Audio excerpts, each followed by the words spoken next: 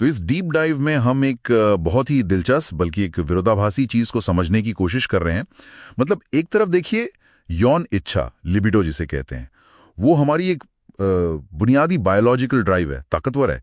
लेकिन दूसरी तरफ समाज हमेशा से इसे काबू में करने की कोशिश करता दिखता है। क्यों? ये नैतिकता के नियम, ये बंधन, ये सब क्यों? हमारे पास जो स्रोत हैं वो इस गुत्थी को कई अलग अलग नजरियों से देखते हैं। साइकोलॉजी, एवोल्यूशन, एंथ्रोपोलॉजी, फिर धर्म, पितृसत्ता और हाँ, मिशेल फुको के विचार भी। तो आज का मिशन है इस निंदा की जड़ों तक पहुंचना, समझना कि समाज में इसका असल काम क्या रहा है। चलिए शुरू करते हैं।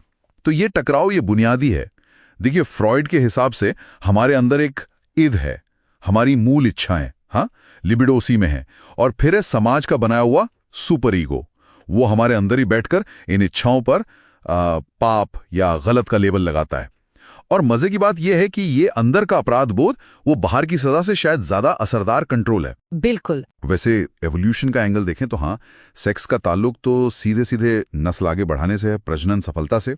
लेकिन ये भी है कि इंसानी यौन व्यवहार में काफी लचीलापन है, प्लास्टिसिटी। हाँ। और यहीं से समाज को मौका मिलता है कंट्रोल करने का। हाँ, बिल्कुल। और ये लचीलापन क्यों जरूरी था, इस पर एंथ्रोपोलॉजी रोशनी डालती है। सोचिए, शुरुआती मानव समूह, उनको जिंदा रहने के लिए एक दूसरे के साथ की जरूरत थी, सहयोग बहुत जरूरी था। अब अगर यौन इच्छाएं बेलगाम होती तो आपसी होड़ झगड़े वो समूह को बिखेर सकते थे। तो सेक्स पर थोड़ा संयम रखना वो शुरू में शायद कोई धार्मिक पुण्य नहीं था, बल्कि समूह को जोड़े रखने की सीधी साधी सामाजिक जरूरत थी।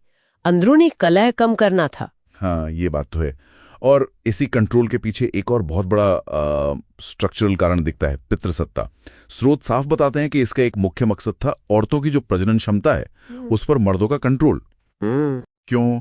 ताकि वंश का पता चले, है ना, और जायदाद सही वारिस तक पहुंचे। जैसे एक उदाहरण है मध्ययुगीन इंग्लैंड का। वहां कानून था कि अगर कोई विधवा व्यभिचार करती है तो वो अपनी संपत्ति खो सकती थी। अच्छा। तो ये दिखाता है कि जिसे हम पवित्रता या शुद्धता कहते हैं, वो कई बार नैतिकता से ज्यादा एक इकोनॉमिक मामला था, मर्दों के हित साधने का तरीका। और फिर धर्म ने आकर इन सामाजिक नियमों को, इस कंट्रोल को, जैसे भगवान का हुक्म बता दिया, उनको संस्थागत बना दिया।